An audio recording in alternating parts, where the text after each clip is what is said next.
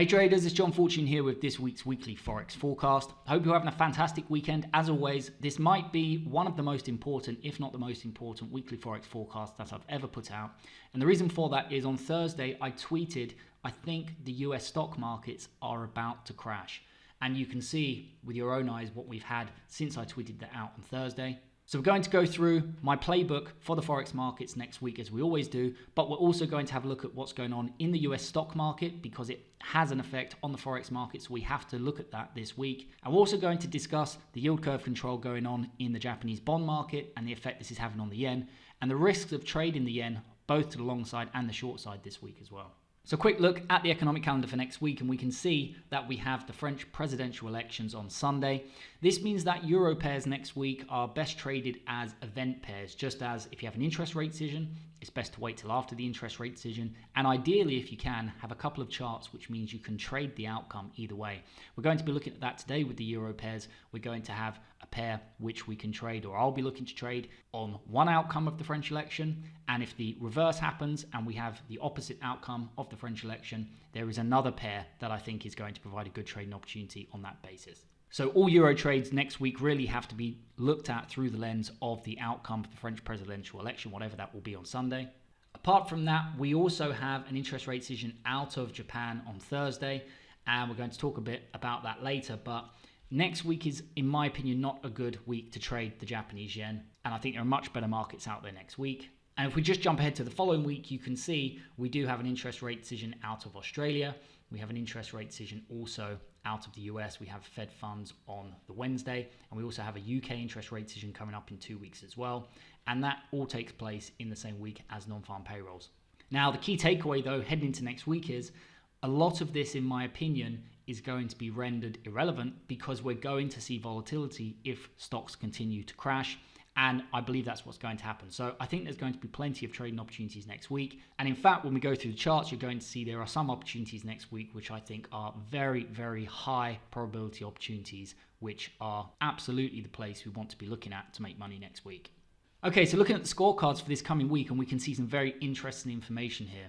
The US dollar is currently now the top long position in the scorecard models.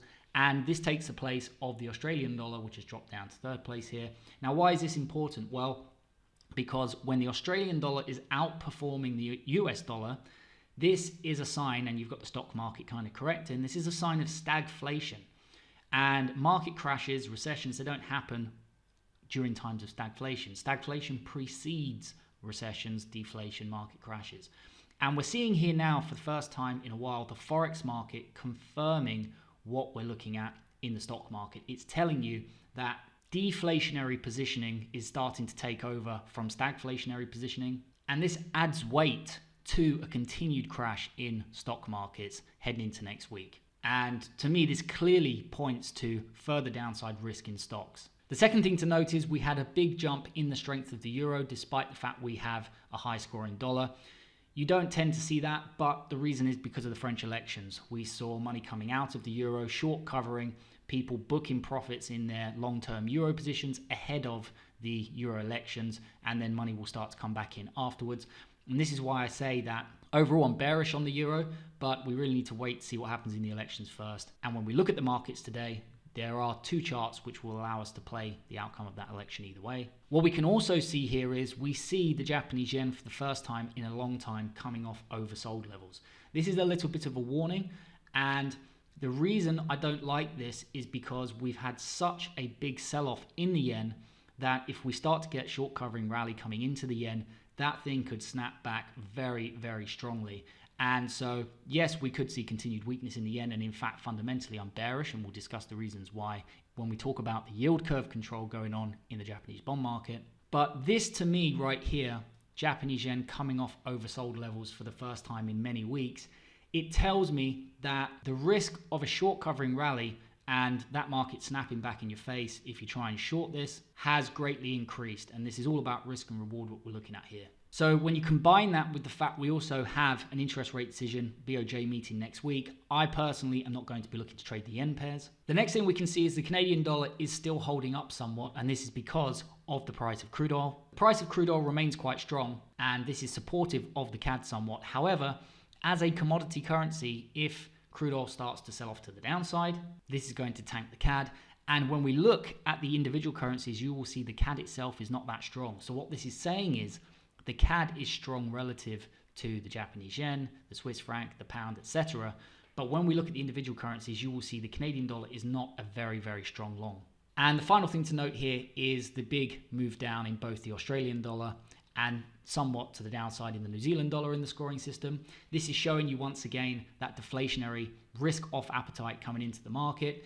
And because although the Australian dollar is +1, which is kind of a bullish to neutral score, and the New Zealand is 0, which is a neutral score, although they are kind of neutral currencies in the scorecard system, the momentum is showing a shift to the downside. And I am anticipating seeing the Australian dollar, the New Zealand dollar, continuing their momentum from the left-hand side of the scorecards to the right-hand side. So going into this week, to cut a long story short, my absolute priority is US dollar long positions.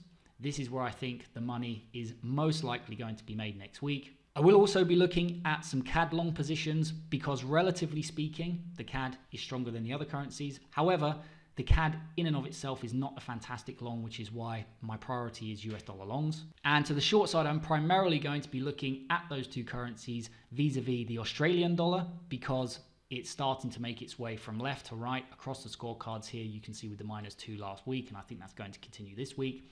I'm also going to be looking to be short the New Zealand dollar. I will also be looking potentially at shorting the euro, but again, we're going to wait to see what happens with the French elections first. We'll be looking at how we could trade that both ways. And I also like short the pound. That is probably my favorite short going into next week. Now, you might say, well, why do you prefer the pound over the franc, over the yen? Well, because if we see a continued sell-off and we see stock markets in the US continue to crash, the franc yen and the Japanese yen are safe haven assets and they're likely to catch somewhat of a bid. So we need to apply a little bit of nuance this week to the scorecards because we have to factor in what's happening in the stock markets.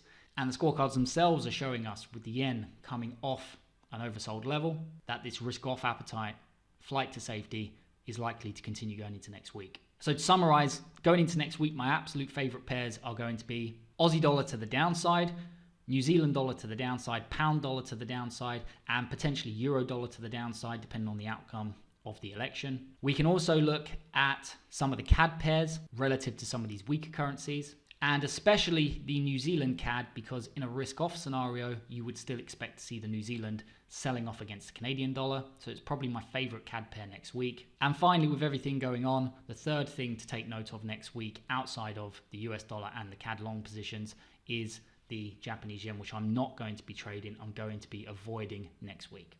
Okay, so if we look at the individual currencies and we start with the US dollar, we can see, and we're looking in the daily chart just to get an idea of the bigger picture of what's happening in the individual currencies. We're making our way towards the 101.74, which was the target outlined for the US dollar in last week's video. And you can see, I mean, the dollar is at its highs. This is a very, very, very strong currency, individually speaking. Now, yes, I know the DXY itself is relative to other currencies, I understand that, but we can take the index as a representation of the individual strength compared to the relative models that we use for the scorecards. Now, one of the big things propelling the DXY to the upside is what's happening in the stock market. This is very, very significant. What we're looking at here is the start potentially of a major crash in US stocks. Now, the reason why I don't use clickbait headlines and I don't use alarmist language very often is because when I say these things, I want to convey the fact that I truly see this as potentially happening. And in fact, I spent a lot of last year telling people the markets are not crashing. The markets are just correcting from all-time highs. This is not a crash. But now the markets really are at serious risk of a large crash to the downside. If we continue down lower in the SPX, the moment this thing could really start to snowball and start to turn into a major crash is on a break below the 4114.65. And you can see we are coming down towards this at quite a bit of speed. And based on everything I'm seeing, we are going to come down and reach the 4114.65. This would be a major failure of the trend in SPX. And that is the exact level you could start to see this turn into a major crash in stocks. That is going to propel the DXY to the upside. You're going to more than likely see the franc and the Japanese yen catching a bid, even though they're both being devalued by their respective central banks. And you're primarily going to see commodity currencies such as the Australian dollar and the New Zealand dollar suffering the most alongside the pound, and you'll also see the CAD suffering in that scenario. If we have a look at the Nasdaq, you can see we are approaching a major structural failure in this market, and that's at the 13,020.40. If we come down and break this level, and we're very close to this, this is where we could see a major crash take place in the Nasdaq. The Dow Jones last week completed a double top reversal pattern in the daily chart, and again we are approaching a major structural level, 32272.64.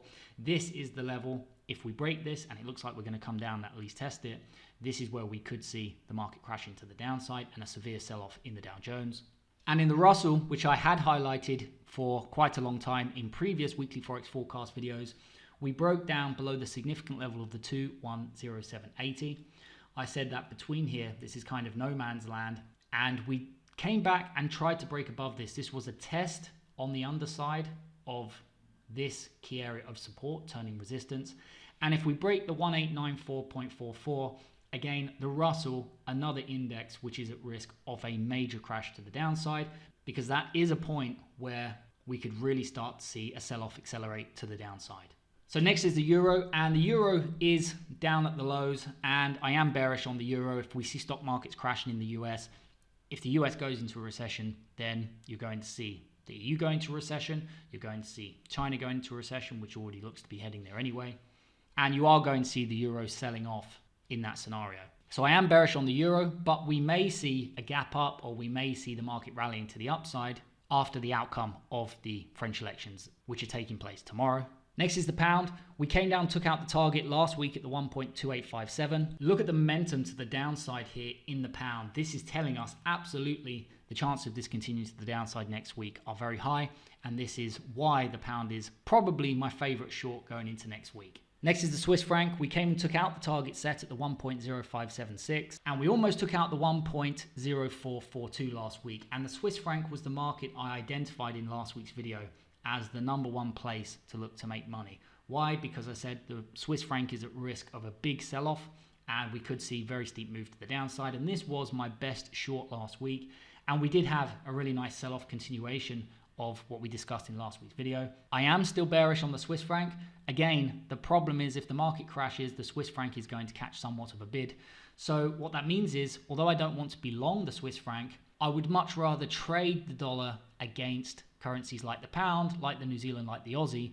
All three of those suffer when you see a crash in the stock market or you see stocks selling off. Whereas the US dollar versus the Swiss franc, we will look at it to the upside, but you kind of have two risk-off currencies fighting each other. So you're not potentially going to get as much of an explosive move as you may do versus, pound, dollar, New Zealand dollar, Aussie dollar. But you can see here that the Swiss franc itself is not a strong buy. Next is the Japanese yen, and we took out these targets to the downside. Now, what's going on here in the Japanese yen is actually very serious, and I'm sure we're going to see some explosive moves coming in the yen. When you see that, whether to the upside or the downside, you're going to have risk involved. So if you're trading this with tight stops, you need to be very careful. If you are looking to trade the yen, I would take wider stops, maybe take a couple of weeks ATR or something. Okay, so what is actually going on here in the yen?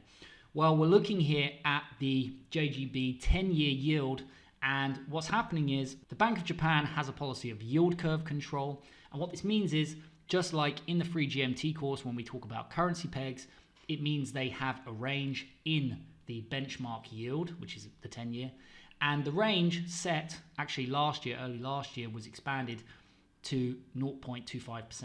That means if the 10-year yield reaches the upper bound of 0.25%, the Bank of Japan buys bonds, because when demand for bonds goes up, the yield on the bond goes down. So when the yield reaches 0.25%, the Bank of Japan want to push this yield back down, and the way they do that is to buy bonds, and this increases the supply of the yen. This is why we're seeing a massive devaluation of the yen. And as the Bank of Japan are defending this upper bound of 0.25%, and they came out recently and said they're going to buy an unlimited number of bonds in order to defend the upper bound of 0.25%. And this is why we're just seeing the yen collapse.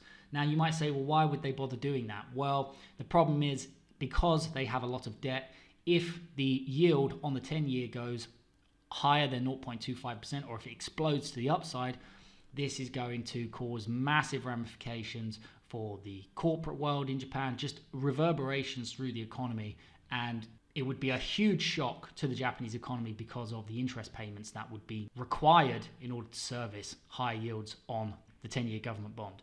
So they really have a choice. They can either allow yields to go higher and take the huge shock to the Japanese economy that would entail, and by doing that, they would actually save the value of their currency because they wouldn't need to buy bonds and they wouldn't be increasing the supply of the yen. Or what they can do is, what they're currently doing, and they've stated they're going to do, is buy bonds at this upper bound in an unlimited quantity, massively devaluing the Japanese yen, but preventing the huge shock to the Japanese economy that would come from a spike in the 10-year yield and therefore the interest payments that would need to be made on the 10-year yield. Or derivatives of such, because don't forget the 10-year yield is the benchmark. Now, my word of warning to you is this. Just because the Bank of Japan are saying, and my outlook on the yen is fundamentally very bearish because of what's happening here and the unlimited quantity of bonds they are stating they're prepared to buy, be very careful with these situations thinking they're free money. I remember very well professional traders telling me that there was free money to be made when the Swiss National Bank was defending the euro peg, or the Swiss franc peg, and it was euro Swiss franc 1.2. And every time the euro dipped to this level, the Swiss National Bank stepped in and they would defend the peg. And I had, as I say, very experienced traders telling me they could just buy the dip every time the market dropped because the market would never go below the peg because it was being defended by the Swiss National Bank. And these are people who should have known better, and they got wiped out because one day, completely unannounced, the Swiss National Bank dropped the pledge to defend the peg, and we saw what happened. We had the Swiss franc shock in 2015. Now, I believe that the Bank of Japan are going to continue to defend the upper bound and push ahead with this policy of yield curve control. But just bear in mind, if you are short the yen and the Bank of Japan, for whatever reason, decides that they're going to save the value of their currency instead of implementing yield curve control, you could see some Swiss franc type moves in the Japanese yen. And you could see the yen strengthen in the same way we saw the Swiss franc strengthen in 2015. That is my word of warning to you. Whenever something in the markets looks like free money, be very wary because there's always risk attached. Okay, so finishing off the individual currencies and moving on to the markets themselves, look at the CAD. Second strongest scoring currency. This is where the scorecards are telling us relative to all the other currencies, this is the second best buy. And look at it, it's selling off to the downside, it's crashing. This is another sign of a market crash when you're seeing high scoring currencies relative to others, but they are themselves crashing. The dollar, of course, benefiting as a safe haven asset. So yes, I would be prepared to look at some CAD pairs, vis-a-vis the Aussie, New Zealand, etc. But just bear in mind, this is not the best long next week. In my opinion, the best long is the DXY. Next is the Aussie, also crashing to the downside as we finally see that stagflationary play coming out and unwinding as people pull their money out of the Australian dollar and put it into the DXY primarily here as a flight to safety. So I do like Aussie shorts this week. And last week we took out the target in the New Zealand, and I have a high conviction that we're coming down to the 0.65280. So I do like New Zealand shorts next week. Okay, so looking at the markets themselves next week, starting with crude oil. Crude oil is currently bullish, and in fact, we are forming somewhat of an inverse head and shoulders. I would normally be looking for crude oil to be coming down. I'll be looking for a breakout here and a move up to the 11388. But because of what we're looking at now in stocks, the problem is if you see the market in the US selling off, the stock market hard, this is going to reduce demand for crude oil. You're going to see crude oil selling off. So because this is currently bullish, but we have that crash which could negatively affect crude oil prices, I'm not going to be trading crude oil next week. Next is US dollar Swiss franc. This was on my long list last week, and this was highlighted as a good move to the upside. We took out both targets. I am still bullish US dollar Swiss franc, and in market crashes, you still would expect to see the dollar outperforming the Swiss franc somewhat. Any pullback in this market is viewed as an opportunity to look for bullish setups into the 0.9638. This week, because of what's happening in stocks, I do not have this as one of my favorites, and it's because they're both risk-off currencies. So I am prioritizing the pairs. Think of it as an additional filter over and above the scoring system. based on markets which you would expect to perform in a market crash. US dollar Swiss franc, you would see it to the upside in a big crash, but the moves may be somewhat restricted because they're both safe haven assets. Moves in pound dollar to the downside, moves in New Zealand dollar to the downside, moves in Aussie dollar to the downside would be bigger than moves in US dollar Swiss franc to the upside in the event of a market crash. Next is pound dollar. We took out the target set in last week's video at the 1.2854, and that was pretty much the low of the week in this market. I mean, look at pound dollar. This is just a magnificent setup. We've broken out of this, what looks to be somewhat of a descending triangle pattern. And so going into next week, I absolutely love this chart to the downside. What I would like to see is any pullback in this market is viewed as an opportunity to look for short positions down to the 1.2676. Next is New Zealand dollar. We took out both targets to the downside in this market last week. Going into this week, again, look at the momentum in this market. This is absolutely prime for further declines. Any pullback in this area, perhaps a retest of previous low, is going to be viewed as an opportunity to look for bearish reversals down to the 0.6539. Next is Aussie dollar. The Australian dollar is the currency which performs the worst if you see a market crash. And again, you can see momentum to the downside. Any pullback in this area, look for a potential retest of the previous low. That would be a great place to start to look for bearish setups. And I'm going to be looking down to the next key area of support at 0.7158. I do think those three markets going into next week represent the best opportunity to make money in Forex. Next is euro dollar. Now, euro dollar is highlighted in blue because I'm going to be looking to trade either euro dollar or euro pound, potentially EurCad as well, but only after we have the outcome of the election next week. Now, what we're likely to see in terms of market moves, and this is based off of prior French elections, it's not my opinion, this is just what we saw on prior French elections, is that if you see a Macron victory, you're likely to see maybe a gap up or a rally to the upside in the euro. If you see a Le Pen victory, you're likely to see a gap down or a sell-off in the euro. So on the basis we get a weakening of the euro on the outcome of the French elections, I will be looking at euro dollar short positions. So what we might see is if it gaps down, say, and we take out the target first at the 1.0729, I'll be looking for a pullback because we're quite close to this target. Any pullback would be viewed as an opportunity to look for shorts into the second key area of support to the downside, in this case at the 1.06420. So that's my first euro setup next week based on the French elections, and that would be on the basis of a euro gap down or euro weakening. Now moving on to the CAD pairs, because as I said, I'm not looking to trade the yen pairs personally next week, and I think they're best left alone. We also have BOJ next week as well. Last week we took out both targets in CAD franc. Any continued pullback in this market, we've already had a sell-off, is simply viewed as it currently stands as an opportunity to look for bullish reversals into the 0.7636. Now, although this scores quite highly in the scorecard system, the problem is in a market crash, you would likely see the CAD underperform the franc, and this is why it's not highlighted as one of my favorite pairs next week. Next is pound CAD. Now, last week we took out the target set at the 1.6297. Going into next week, I am looking for further declines. Any pullback in this market is viewed as an opportunity to look for sell positions into the 1.6197. Again, not highlighted in gold. Why? Because in a market crash, you would see the pound and the CAD. They perform in a fairly similar way. So very often you just kind of get the market chopping up and down, kind of whipsawing, because neither of them really outperforms the other in a market crash. And really, I want to be looking at the markets which would outperform in a market crash if that were to continue next week. So I do like pound CAD shorts, but it's not highlighted as one of my favorite next week. Next is New Zealand CAD. We took out the target set previously at 0.8509. We are coming very close to the target, so any pullback before taking out the target would be viewed as an opportunity to look for bearish reversals into the 0.8406. Although what's more likely to happen is we probably come down, take it out, and then correct. In that case, I'm going to be looking for sell setup still, but I'm going to be looking down towards target 2 at the 0.8343.